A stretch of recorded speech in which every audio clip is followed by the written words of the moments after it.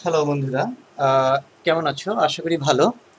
তো আমরা এই ক্লাসে আজকে যে জিনিসটা নিয়ে আলোচনা করব সেটা হচ্ছে খুব গুরুত্বপূর্ণ একটা বিষয়। এটা হচ্ছে মহান গণিতবিদ লিওনার্ড অয়লারের দেয়া একটা ফর্মুলা। ফর্মুলাটা প্রথমে আমি লিখছি, তারপর এটা আসলে কিভাবে আসে ওইটা ডিরাইভেশনটাই হচ্ছে আমাদের আজকে ক্লাসের মূল প্রতিপাদ্য বিষয় বেসিক্যালি। তো প্রথমে আমরা লিওনার্ড অয়লারের ফর্মুলাটা লিখব। সেটা হচ্ছে e to the power ix, I mean exponential of ix equal to cosine of x plus I sin x। এখানে আমরা সবাই আই আইটা কি এটা সম্পর্কে খুব ভালোভাবেই পরিচিত। আইটা হচ্ছে একটা জটিল সংখ্যার একক, হ্যাঁ, ইমাজিনারি ইউনিট বলা হয়, স্কয়ার রুট অফ -1। কিন্তু আসলে এটা হচ্ছে একটা সম্পর্ক, কিন্তু এই সম্পর্কটা কিভাবে আসে এটা আমরা আজকের ক্লাসে দেখব। এই সম্পর্কটা তাহলে এটা আমরা এখানে উপরে একটু লিখে রাখি, e to the power ix equal to cos x plus I sin x। আরেকটা ব্যাপার বলে রাখা ভালো, এখানে ই বলতে নেপিয়ার লগারিদমের বেস, মানে লন এর ইনভার্স অপারেটর, ইনভার্স অপারেটর অথবা নেপিয়ার লগারিদমের বেস, ঠিক আছে, এটা দরকার নেই, আচ্ছা যাই হোক। এখন প্রথমে এটা ডিরাইভ করার জন্য আমাদের যে ব্যাপারটা জানতে হবে সেটা হচ্ছে ম্যাকলরিন সিরিজ। হ্যাঁ, তো ম্যাকলরিন সিরিজ বোঝার আগে আমরা একটা গুরুত্বপূর্ণ বিষয় দেখবো, সেটা হচ্ছে টেইলরের সিরিজ। আমরা টেইলর সিরিজের নামটা হয়তো অনেকে শুনেছি, টেইলরের সিরিজ। হ্যাঁ, টেইলরের সিরিজ, টেইলরের সিরিজ কি? টেইলরের সিরিজ হচ্ছে এমন একটা সিরিজ যেটা যে কোনো একটা ফাংশনকে একটা অসীম ধারায় এক্সপান্ড করলে যে সিরিজটা পাওয়া যায় সেটা হচ্ছে Taylor series, but under some certain conditions. সেটা হচ্ছে, ধরি Y equal to function of X, অর্থাৎ ওয়াই হচ্ছে এক্স এর একটা ফাংশন। এক্ষেত্রে যদি ওয়াই যদি এটা হয় Y equal to function of X, এখন যদি এই ফাংশনটা এই ফাংশনটা যদি একটা particular point X equal to A তে ডিফাইন্ড হয়, এক্স ইকুয়াল টু এ তে ডিফাইন্ড হয়, তাহলে এই এক্স ইকুয়াল টু এ এই বিন্দুটার সাপেক্ষে, এই বিন্দুটার সাপেক্ষে এই সিরিজটাকে, মানে এই ফাংশনটাকে একটা অসীম ধারায় বিস্তৃত করা যাবে। সেই ধারাটাকে আমরা বলছি টেইলরের সিরিজ। তাহলে সেই সিরিজটাকে এভাবে দেওয়া হয়, আসলে লেখা হয় function of x equal to function of A plus x minus a into the first derivative of that function at x equal to a divided by 1 factorial plus x minus a square divided by 2 factorial, the second derivative of that function at x equal to a plus x minus a whole cube divided by 3 factorial, the into the third derivative of that function at x equal to a plus এরকম, অর্থাৎ infinite পর্যন্ত আসলে। তো এটাকে বলা হয় টেইলরের series. যদি এখানে এই নির্দিষ্ট বিন্দুটা a সমান 0 হয়, তাহলে ফাংশন অফ এক্স সমান function of 0, function at x equal two 0 plus, তাহলে a এর মান এখানে 0, x into the first derivative of that function at x equal to 0 plus x square divided by 2 factorial, ঠিক এইরকম আসলে, ঠিক আছে এটা। অর্থাৎ এই সিরিজটাকে বলা হচ্ছে টেইলরের সিরিজ। যখন এই নির্দিষ্ট বিন্দুটার সাপেক্ষে, যাকে আমরা ফাংশনটাকে এক্সপান্ড করছি, ওই ফাংশনটাকে এক্সপান্ড করছি নির্দিষ্ট বিন্দুটার সাপেক্ষে, সেই নির্দিষ্ট বিন্দুটা যদি 0 হয়, তখন এই সিরিজটার নাম হয় আসলে, এই টেইলরের সিরিজটাই হয়, এটাকে বলা হয় ম্যাকলরিন সিরিজ। ম্যাকলরিন সিরিজ আমরা যারা ইন্টারমিডিয়েট স্টুডেন্ট তারা আসলে ম্যাকলরিন সিরিজ সম্পর্কে খুব ভালোভাবেই জানি, ঠিক আছে। তাহলে এই ম্যাকলরিন সিরিজটা খুব কাজের, আসলে বিভিন্ন সময় এই কোনো একটা ফাংশনকে ইনফাইনাইট সিরিজ এক্সপান্ড করা দরকার হয়, তোমরা জানো, লিমিট ইভ্যালুয়েট করার জন্য বা কোনো সম্পর্ক বের করার জন্য অনেক সময় প্রয়োজন হয়। যাই হোক, তাহলে আমরা এই অয়লারের এই আইডেন্টিটির মানে ফর্মুলাটা ডিরাইভ করার জন্য আমরা এই সিরিজটার হেল্প নিব। তাহলে প্রথমে আমরা দেখি যে ফাংশন অফ এক্সটা যদি sin x বা cos x হয়, ধরলাম y equal to sin x, এটা হচ্ছে আমাদের সেই কাঙ্ক্ষিত ফাংশন।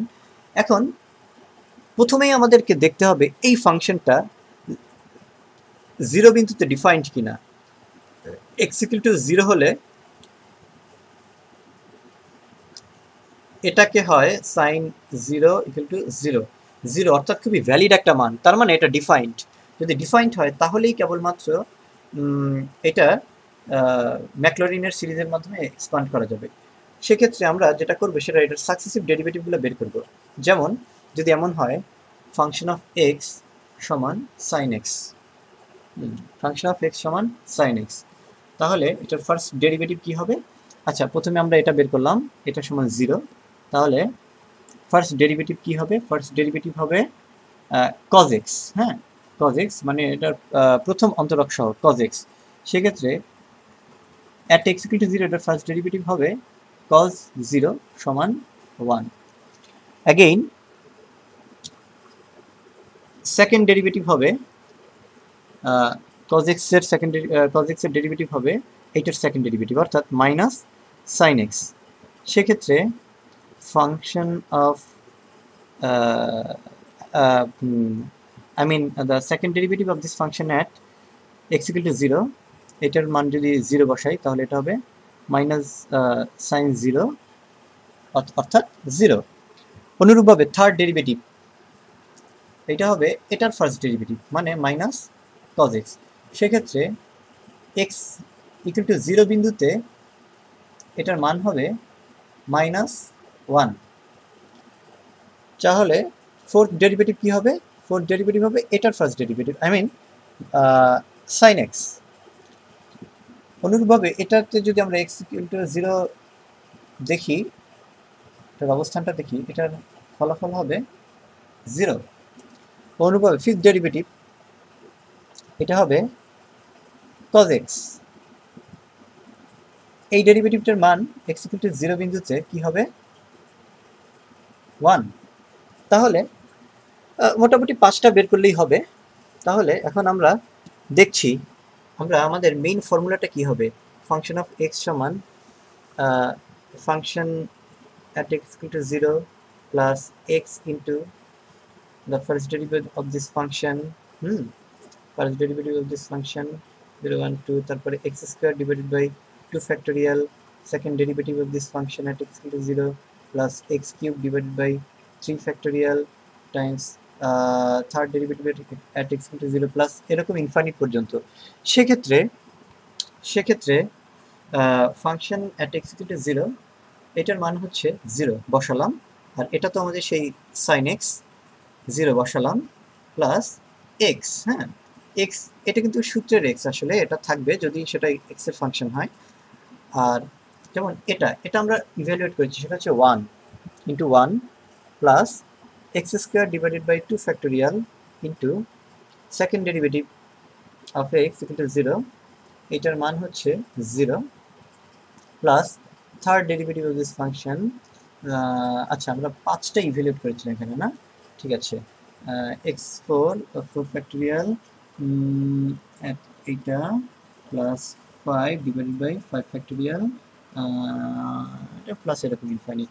ওকে, তাহলে থার্ড ডেরিভেটিভ এর মান x equal to 0 বিন্দুতে আমরা পেয়েছিলাম -1, তো এটা লিখে ফেললাম plus x4 divided by 4 factorial times fourth ডেরিভেটিভের মান এখানে পেয়েছিলাম 0 প্লাস ফিফথ ডেরিভেটিভের মান এখানে পেয়েছিলাম 1, x to the 5 divided by 5 factorial into 1। হ্যাঁ, এবং এভাবে চলছে। তাহলে এটাকে যদি আমরা একটু সিম্পলিফাই করি তাহলে x প্লাস এটা তো থাকছে না, এটা মাইনাস, এটা minus x cube divided by 3 factorial, এটা থাকছে না, এটা plus x to the power 5 divided by 5 factorial.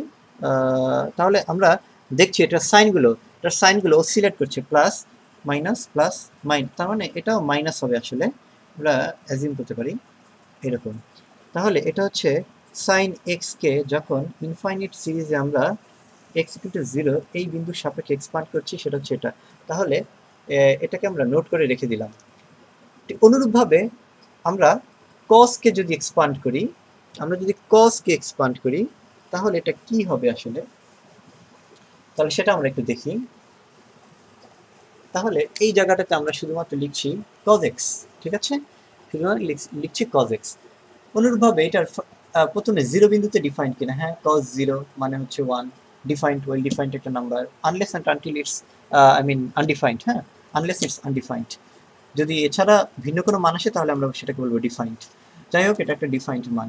তাহলে এটার সাকসেসিভ ডেরিভেটিভগুলো আমরা দেখছি। এটা হচ্ছে, এটা ফার্স্ট ডেরিভেটিভ হবে মাইনাস সাইন 0 সমান 0, সেকেন্ড ডেরিভেটিভ হবে আমরা একটু সরাসরি করছি, এখানে সেকেন্ড ডেরিভেটিভ হবে মাইনাস সাইন এক্স, তো তাহলে মাইনাস কস এক্স, এক্সের জায়গায় 0 বসাইলে হবে মাইনাস 1। অনুরূপভাবে থার্ড ডেরিভেটিভ এক্স ইন্টু 0, এটা হচ্ছে মাইনাস এটা হয়ে যাবে সাইন এক্স, এক্স ইন্টু 0 যদি পুট করি তাহলে এটা হবে 0। অনুরূপভাবে 5টা মিলেই হবে, এখানে হবে cos 0 সমান 1। অনুরূপভাবে এটা ফিফথ ডেরিভেটিভ যদি দেখি x ইকুয়াল টু 0 বিন্দুতে, এটা হবে মাইনাস সাইন 0 সমান 0। ব্যাপারটা আসলে এরকম আসছে। তাহলে অনুরূপভাবে এই ফাংশনটাকে যদি আমরা এক্সপান্ড করি cos x, হ্যাঁ cos x সমান কি হবে, cos 0 plus x into the first derivative of this function at x equals 0 into 0 plus x square divided by 2 factorial, into first derivative second derivative, হ্যাঁ first derivative second derivative into 0 হচ্ছে -1, তারপরে x cube divided by 3 factorial into third derivative, সেটা হচ্ছে 0। এরপরেরটা হচ্ছে x to the power 4 divided by 4 factorial into এটা হচ্ছে 1, তারপরে এটা হচ্ছে plus x to the power 5 by 5 factorial, এটা হচ্ছে 0, এরকম যাচ্ছে আর কি। তাহলে এটাকে যদি আমরা সিম্পলিফাই করি, এটা হচ্ছে 1, তারপরে হচ্ছে এটা তো ভ্যানিশ হয়ে যাচ্ছে, minus x square divided by 2 factorial পেয়ে যাচ্ছি, এটা ভ্যানিশ হয়ে যাচ্ছে, plus x to the power 4 divided by 4 factorial, এটা ভ্যানিশ হয়ে যাচ্ছে। তারপরে তার মানে এটাও অসিলেট করছে, প্লাস মাইনাস প্লাস, তার মানে ধরে নিচ্ছি এটা ভ্যানিশ হয়ে যাচ্ছে, এরপরটা হয়তো মাইনাস আসবে, অবশ্যই মাইনাস আসবে, মাইনাস এইরকম।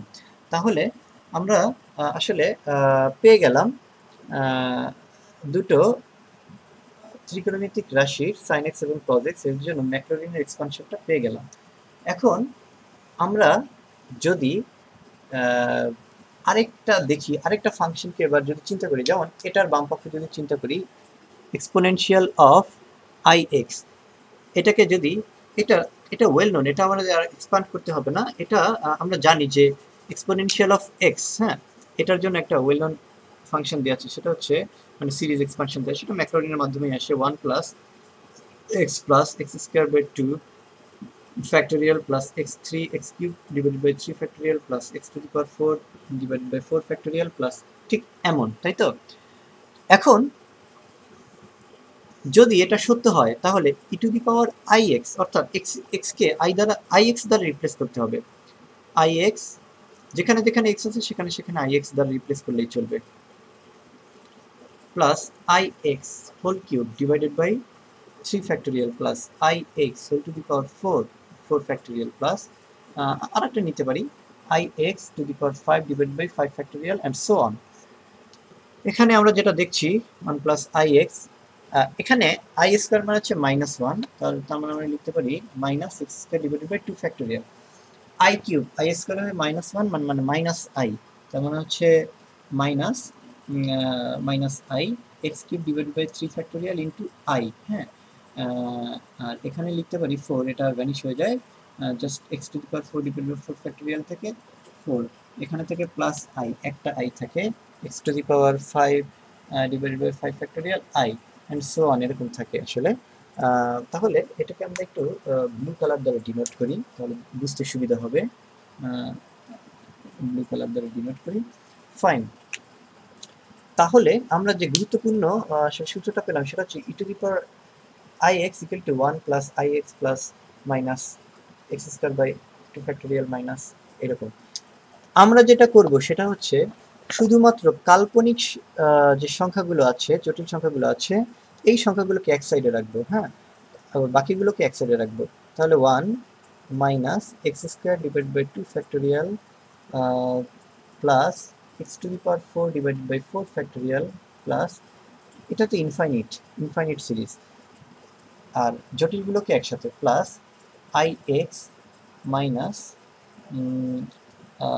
X cube divided by 3 factorial i, আমরা আসলে আই কমন নিব এখান থেকে, plus x to the power 5 divide by 5 factorial plus এরকম, এটা প্লাস মাইনাস প্লাস আমরা ধরে নিতে পারি, এটাও মাইনাস আসবে, অসিলেট করছে আই। হ্যাঁ, এখন একটু ভালোভাবে লক্ষ্য করো বন্ধুরা, এটা হচ্ছে খুব গুরুত্বপূর্ণ একটা স্টেজ। এই জিনিসটা দেখতে এক্স্যাক্টলি এই জিনিসটার মতো, ঠিক কিনা?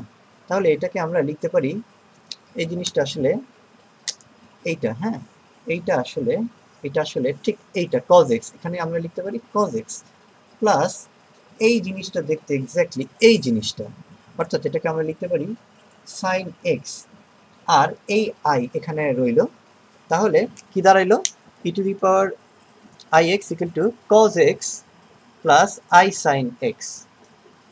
তাহলে আসলে আমাদের সূত্রটা পাওয়া গেল, সেটা হচ্ছে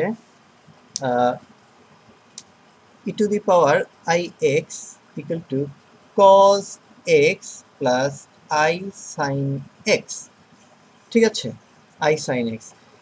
এটা হচ্ছে সেই বিখ্যাত লিওনার্ড অয়লারের ফর্মুলা আসলে। তো আমরা এটা ডিরাইভেশনটা দেখালাম। তো এটা দিয়ে আরেকটা জিনিস বের করা যায়, সেটা হচ্ছে অয়লারের আইডেন্টিটি। অয়লারের আইডেন্টিটি কাকে বলে? দেখো, এই সূত্রটা আসলে বিভিন্ন জায়গায় অনেক কাজে লাগে। সেটা হচ্ছে, মনে করো মানে গুরুত্বপূর্ণ কিছু সম্পর্ক পাওয়া যায়, যেমন ধরো e to the power i x equal to cos x plus i sine x, এটা আমরা জেনে গেলাম, তাই তো? এখন যদি আমরা e to the power i x, তার মানে এই এক্স এই এক্সটাই হচ্ছে এই এক্স, এইটাকে যদি পাই বলি তাহলে হচ্ছে cos pi plus i sine pi. এখন আমরা খুব ভালোভাবেই জানি এটা হচ্ছে, যদি রেডিয়ানে চিন্তা করি তাহলে কস পাই সেটা হচ্ছে -1 আর সাইন পাই সেটা হচ্ছে 0, তার মানে হচ্ছে e to the power i pi equal to -পাই। এটা এভাবে লেখা যায়, আবার প্লাস আই 1 ইকুয়াল টু 0। এইটাই সেই বিখ্যাত অয়লারের আইডেন্টিটি বলা হয়, অয়লারের অভেদ বলা হয়। খুব গুরুত্বপূর্ণ একটা জিনিস। তাহলে দেখো, এই জিনিসটা আসলে এটা মিন করে যে এক্সপোনেনশিয়াল অফ আই এক্স, বাম দিকে যদি ইমাজিনারি একটা পাওয়ার নেপিয়ার লগারিদমের বেস তার পাওয়ার হিসেবে থাকলেও ডান দিকে সেটা বাস্তব একটা সংখ্যা চলে আসে, -1, এটা খুব বাস্তব একটা সংখ্যা। এখান থেকে আরও একটা গুরুত্বপূর্ণ জিনিস ইভ্যালুয়েট করা যায়, সেটা আমরা এখনই দেখাচ্ছি। সেটা হচ্ছে যদি তোমাদেরকে বলা হয়, বন্ধুরা একটু লক্ষ্য করো, খুব চমৎকার একটা জিনিস, I to the power I, এটার মানে কত তোমরা কি কেউ বলতে পারবে? এই জিনিসটা সলভ করা যায় যদি আমরা অয়লারের ফর্মুলাটা জানি। সো অয়লারের ফর্মুলাটা হচ্ছে আমাদের as it is exponential of I x equal two cos x plus i sine x. এখন আমরা যদি একটু চিন্তা করি যে আই এক্স, এখানে এই এক্সটাই হচ্ছে এই এক্স, তাহলে এক্সের এমন কোনো মান কি আছে যদি এখানে শুধুমাত্র একটা আই থাকে? এখানে আই থাকার অর্থ হচ্ছে, একটু ভালোভাবে লক্ষ্য করো, এখানে আই থাকার মানে হচ্ছে এই জিনিসটা 1 হয়ে যাওয়া আর এই জিনিসটা ভ্যানিশ হয়ে যাওয়া। তাহলে এমন কি কোনো মান আছে? হ্যাঁ আছে, সেটা হচ্ছে x equal to pi by 2, তার মানে হচ্ছে cos pi by 2 plus i cos sine pi by two, absolutely এইটুকুর মান হচ্ছে 1 আর এইটুকুর মান হচ্ছে 0, তার মানে হচ্ছে আই, তার মানে আই পাই বাই টু, এটা হচ্ছে আই। যদি i to the power i বলা হয় এর মানে হচ্ছে exponential of i pi by two whole to the power i, এর মানে হচ্ছে exponential of i square pi by two, এর মানে হচ্ছে exponential of minus pi by two. চমৎকার একটা সংখ্যা চলে আসলো, মানে একটা টার্ম চলে আসলো আসলে। তাহলে আমরা অনায়াসে বলতে পারি exponential of minus i by two, এইটার মানে হচ্ছে আমাদের সেই পরিচিত i to the power i, অর্থাৎ জটিল একক মানে কাল্পনিক একক, তার পাওয়ার যখন কাল্পনিক থাকবে তখন এর মান হবে আসলে exponential of minus i by two, pi by two. ঠিক আছে, আজ এ পর্যন্তই। আশা করি ভালো লেগেছে ভিডিওটা তোমাদের। আজ এ পর্যন্তই, আর সামনের ক্লাসে আমরা আরও এই সম্পর্কিত আরও কিছু যদি প্রশ্ন থাকে সে ব্যাপারে তোমাদের হেল্প করার চেষ্টা করব। তোমরা এখানের কমেন্ট বক্সে তোমাদের লিখবে, কোনো কোশ্চেন থাকলে সেটা লিখবে, আর যদি কোনো রিলেটেড কোনো প্রশ্ন থাকে সেটা জানতে চাইতে পারো। তো